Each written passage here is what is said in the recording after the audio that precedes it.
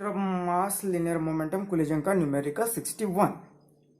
अब इस system one में यहाँ पे इस तरह से ऐसी सिस्टम दी हुई है। एक ब्लॉक दिया हुआ है, लार्ज ब्लॉक इस तरह का, और इसका मास होगा कैपिटल एम, और उसी ब्लॉक पर एक छोटा सा ब्लॉक जिसका मास एम होगा ये रखा हुआ है, और किसी वेलोसिटी से चला जाएगा। मतलब इसके पास क्या है, मोमेंटम। अब ये जैसे यहाँ पे चला जा रहा है तो यहाँ पे इस सरफेस स्मूथ होगा, दोनों सरफेस स्मूथ है।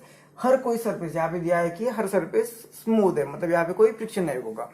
तो जैसे ये यहाँ पे आ जाएगा तो ये ग्रेजुअली इसका कर्व इंक्रीज हो रहा है, इसका कर्व इंक्रीज हो रहा है, मतलब ये यहाँ पे जैसे कि सर्कुलर मोशन में ही आ रहा है। अब यहाँ पे आएगा तो ये क्या करेगा, यहाँ पे हर पार्ट पर बाहर की डायरेक्शन में फोर्स लगाएगा।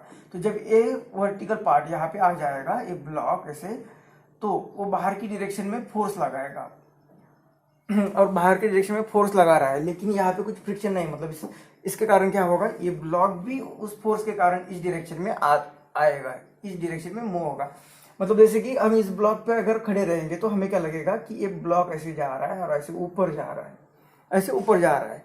और हम बाहर, इसके बाहर आएंगे तो हमें क्या दिखाई देगा, ये ब्लॉक ऐसे आ रहा है यहाँ पे, और यहाँ पे आने के बाद यहाँ पे जो फोर्स लगेगा दोनों भी ऐसे मूव हो रहे हैं। यहाँ पे खड़े रहे, इसका मतलब हम अर्थ के सरफेस पे खड़े रहे और कोई ऑब्जेक्ट अगर हम फेंक देते हैं तो हमें लगता है कि ये ऑब्जेक्ट ही ऊपर जा रहा है। जैसे कि ये ब्लॉक ऊपर जा रहा है, हमें लगता है ये ऑब्जेक्ट ही ऊपर जा रहा है ऐसे, लेकिन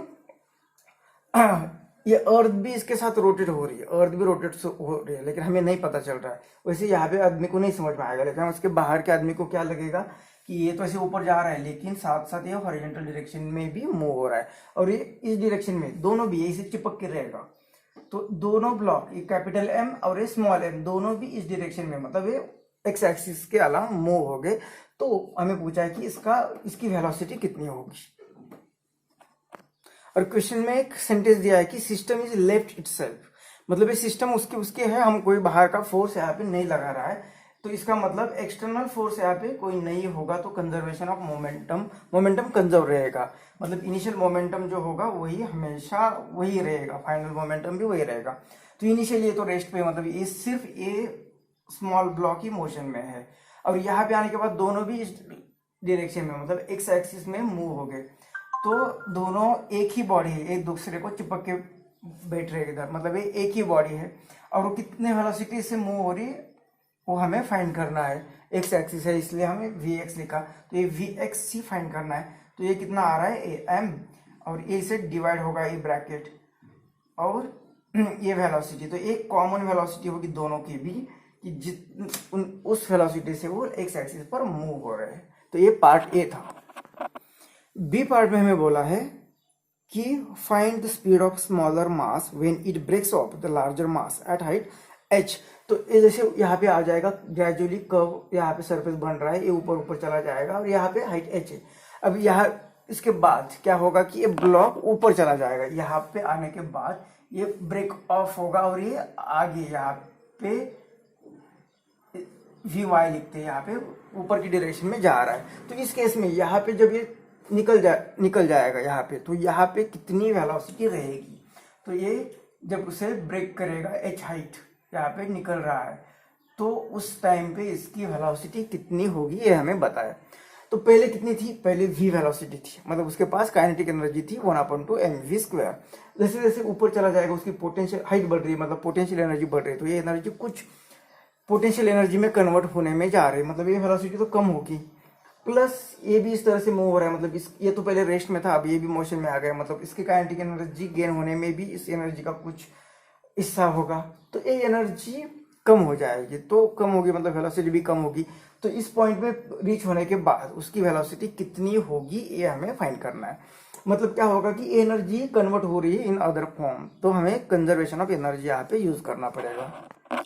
अब कंजर्वेशन ऑफ एनर्जी मतलब इनिशियल एनर्जी और बाद में जो भी एनर्जी ले रहे हैं फाइनल एनर्जी।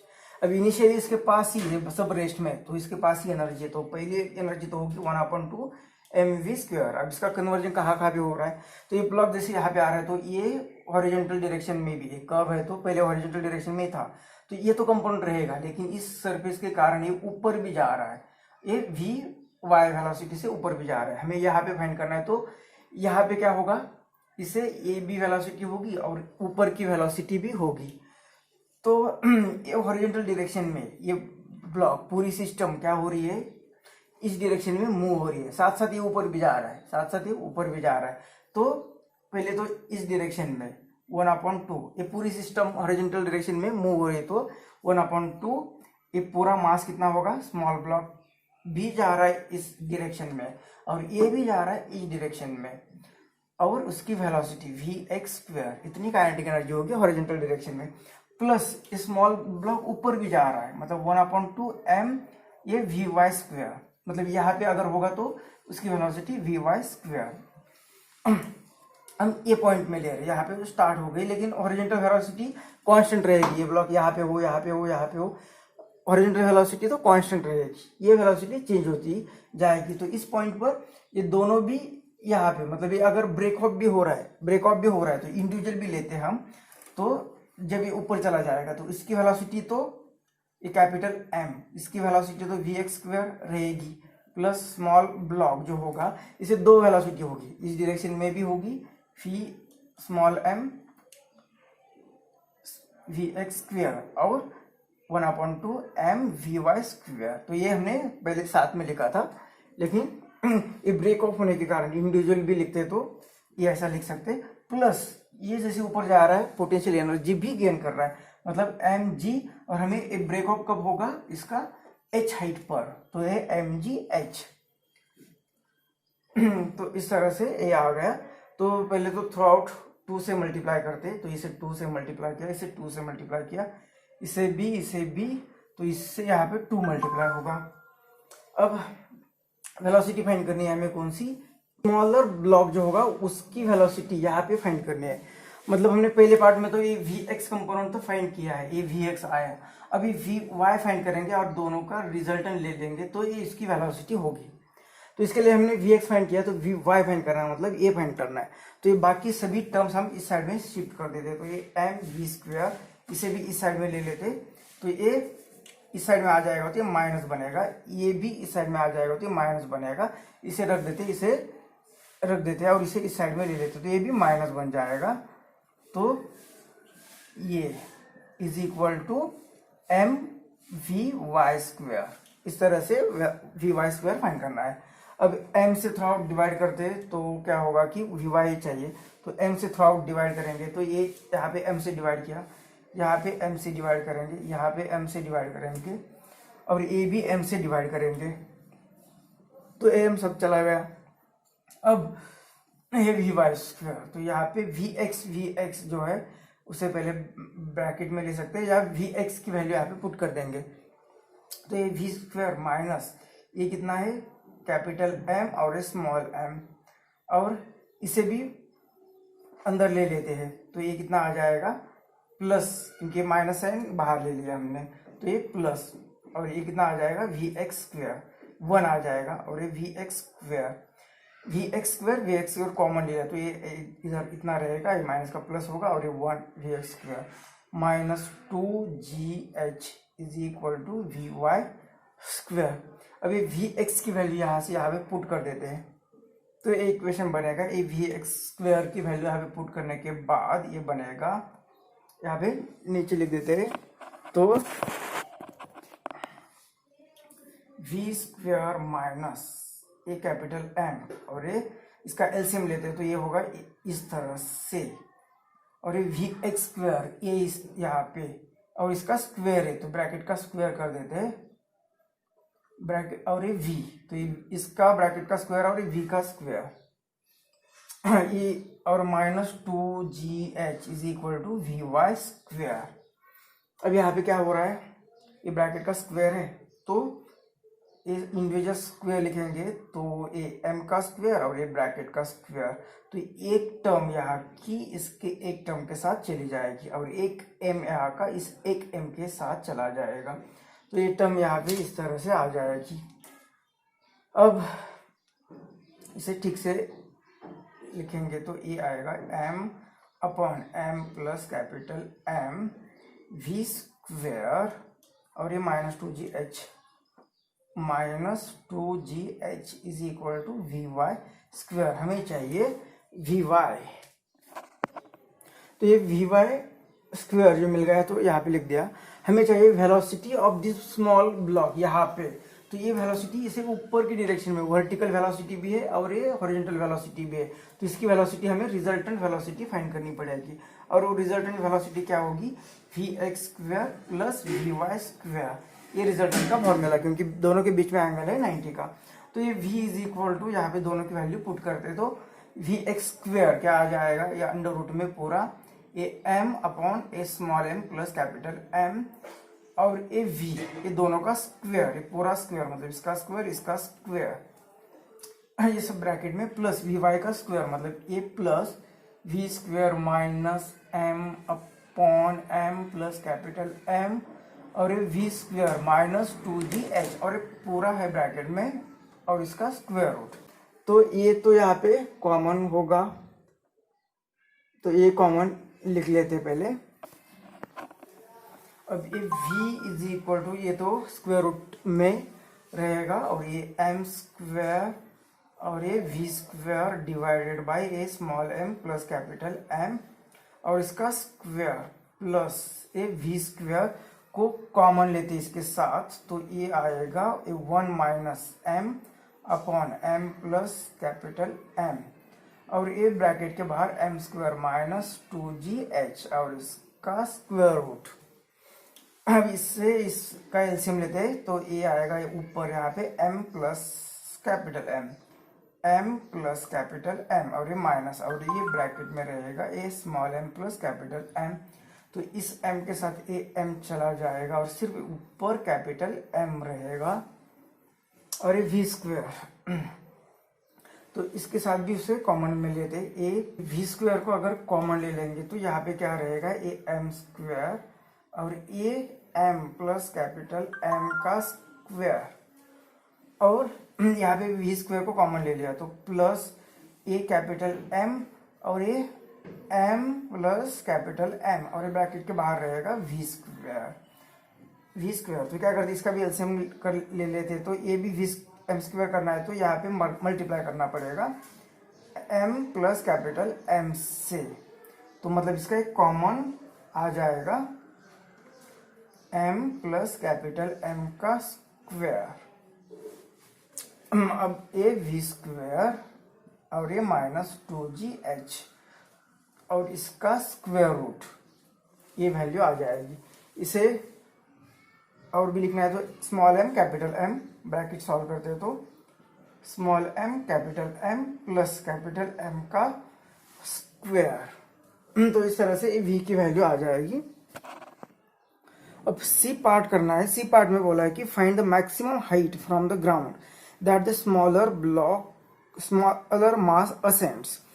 तो ये यहाँ पे जा रहा है, ऊपर जा रहा है तो ऊपर जाके उसकी वेलोसिटी कहीं ना कहीं कम होती जाएगी ड्यू टू ग्रेविटी, कहीं पे जीरो बन जाएगी और फिर से वो वापस गिरेगा। तो उस ये कितना ऊपर जा रहा है, यहाँ पे जाके ऐसे कितना ऊपर जा रहा है ये हमें फाइंड करना है। अब ये ऐसे ऊपर जा रहा है और नीचे फिर यहाँ पे गिर रहा है, ये किसको लगेगा, जो आदमी यहाँ पे खड़ा है उसके लिए। लेकिन जो आदमी यहाँ पे बाहर खड़ा है उसके लिए कैसे दिखेगा ये, तो हमने देखा कि इसे ऊपर की डायरेक्शन में भी वेलोसिटी है और इस डायरेक्शन में भी वेलोसिटी है। तो ऊपर की वी वाई क्या करेगा, उसे ऊपर उठाएगा और ये क्या करेगा, उसे इस डायरेक्शन में खींचेगा। तो ये मूव कहाँ होगा, एक्चुअली इस डायरेक्शन में, इसकी जो रिजल्टेंट वेलोसिटी है उस डायरेक्शन में मूव होगा वो, और उसका पाथ ये इस तरह से आ जाएगा। तो क्या वो इसके आगे जाके गिरेगा या क्या होगा, तो नहीं, ये भी क्या हो रहा है, आगे जा रहा है। तो एक्चुअली यहाँ पे बैठने वाले आदमी को लगेगा कि ये सिर्फ ऊपर गया और उसी जगह पे गिरा, और यहाँ पे के आदमी को कैसे लगेगा, तो बाहर के आदमी को कैसे लगेगा, तो इसे लगेगा ये इस तरह से कि ये ऊपर गया था और इसे ऊपर की वेलोसिटी भी हॉरिजॉन्टल वेलोसिटी है, तो रिजल्टेंट वेलोसिटी रहेगी इस डायरेक्शन में और रिजल्टेंट डायरेक्शन से ऐसे ऐसे चला जाएगा, तो ऐसे आ जाएगा। तो ये आगे जिस वेलोसिटी से जा रहा है vx, लेकिन इसके साथ भी वो vx वेलोसिटी है, मतलब ये इस डायरेक्शन में दोनों साथ साथ ही आ जाएंगे।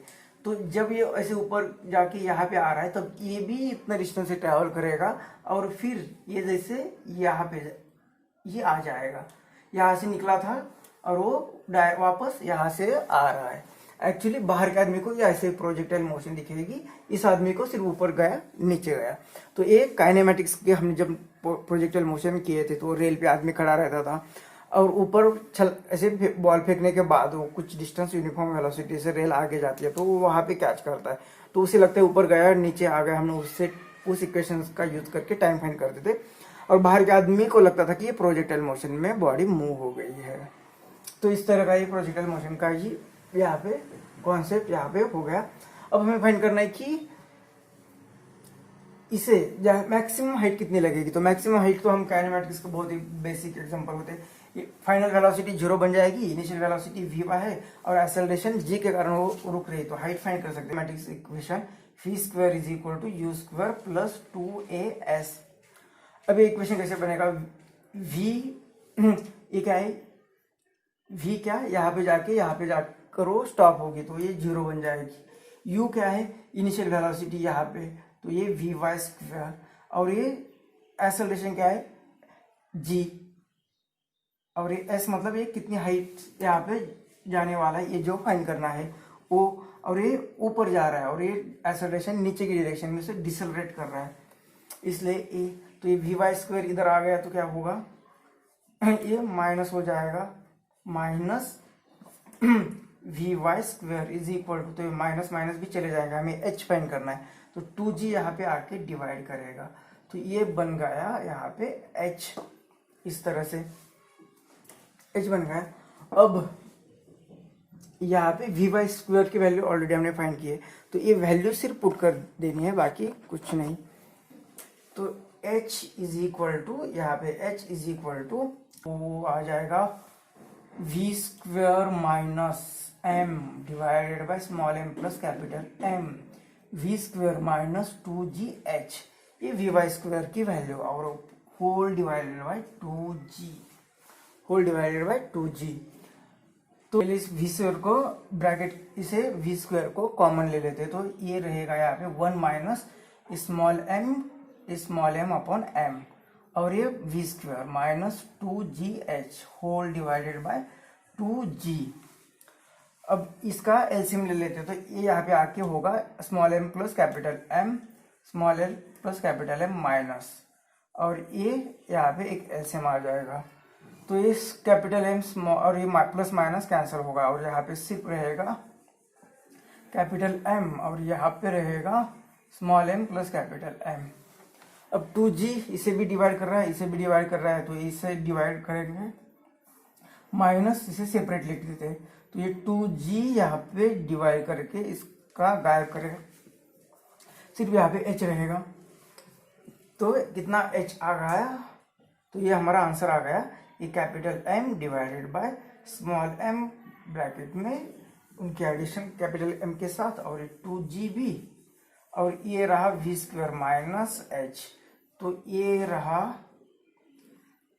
हाइट, कौन सी हाइट, तो ये स्मॉल मास m, बड़े मास m को यहाँ पे जब ऊपर जाते समय छोड़ देगा तो कितनी मैक्सिमम हाइट पर चला जाएगा, तो वो हाइट h इतनी होगी। तो ये था पार्ट सी।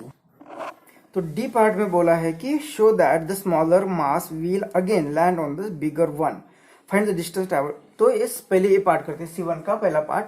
तो C1 का पहला पार्ट ऑलरेडी हमने डिस्कस किया है। अगर हम इस सी पार्ट ऐसा डिस्कस करते कि ऊपर जा रहा है, फिर कितना ऊपर जाएगा और इस आदमी को कैसे लग रहा है, तो भी हम अभी h हाइट फाइंड की वो कर सकते थे, लेकिन ऑलरेडी हमने डिस्कस किया कि बाहर के आदमी को कैसे लगेगा, तो ये सिचुएशन लगेगी। तो जैसे ये ऊपर जा रहा है तो इसको हॉरिजॉन्टल वेलोसिटी भी होगी, इसके कारण ये क्या होगा, ये डायरेक्शन में मूव होगा और ये भी उसके साथ ये डायरेक्शन में मूव होगा। मतलब एक गिरने के बाद क्या होगा, फिर यही पे आके गिरेगा, मतलब इसी जगह पे जा रहा है और उसी जगह पे गिर रहा है, लेकिन सिर्फ बाहर के आदमी को लगेगा कि आगे जाके उसी जगह पे गिर रहा है। तो ये शो दैट करना था सी पार्ट, डी पार्ट में। तो ऑलरेडी हमने ये डिस्कस ही किया है और उसके साथ ही दिया है कि find the distance travelled bye bigger block during the time of flight. मतलब जब ये ऐसे ऊपर चला जाएगा और फिर यहाँ तक आएगा, तो उतने टाइम में यहाँ से यहाँ आने के लिए, या इस आदमी को क्या लगेगा, यहाँ से ऊपर गया और फिर यहाँ से यहाँ आने के लिए जो टाइम लगेगा, उस टाइम में हाँ, ये जो हॉरिजॉन्टल डिस्टेंस हो रही है मतलब ये यहाँ से अब यहाँ पे आ गया, तो ये डिस्टेंस कितना होगा ये फाइंड करना है। तो डिस्टेंस इज इक्वल टू क्या होता है ut प्लस 1/2 at स्क्वायर, कब, जब एक्सेलरेटेड मोशन होगी तब। लेकिन ये हॉरिजॉन्टल डायरेक्शन क्या है, कांस्टेंट मोशन होगी, क्योंकि यहाँ पे रोकने वाला कोई फोर्स नहीं। जैसे vy को क्या है, ग्रेविटी नीचे की डायरेक्शन में डिसलेट कर रही, वैसे vx क्या है, कांस्टेंट। तो उस टाइम पे डिस्टेंस का फॉर्मूला क्या लेते हैं, वेलोसिटी इनटू टाइम। तो vx तो हमने फाइंड किया है, t कौन सा टाइम, तो यहाँ पे जाके ऊपर जाना है, फिर उसी जगह पे आना है, मतलब ये यहाँ से यहाँ आने के लिए कितना टाइम लगता है वो टाइम फाइंड करना है। तो बहुत ही अभी ये काइनेमेटिक्स का बेसिक न्यूमेरिकल यहाँ पे हो रहा है, लेकिन इस तरह से यहाँ पे सेंटर ऑफ मास में सोचना। तो टाइम कैसे फाइंड करेंगे, तो यहाँ पे हमें इनिशियल वेलोसिटी u पता है, फाइनल वेलोसिटी v पता है और एक्सेलरेशन g पता है। तो v पहला इक्वेशन u प्लस at, इस इक्वेशन का यूज करेंगे हम। तो ये v यहाँ पे कितना 0 बनने वाला है और ये u यहाँ पे vy बनने वाला है और ये g ग्रेविटी एक्सेलरेशन है और वो डिसलेट कर रहा है डाउनवर्ड डायरेक्शन में, और ये t कौन सा है, यहाँ से यहाँ आने वाला टाइम ऑफ फ्लाइट का t है। तो ये फिलहाल t लिखते हैं, तो ये vy इधर आ जाएगा, तो ये minus vy is equal to minus g t, तो ये माइनस माइनस चला गया तो g इधर आ गया।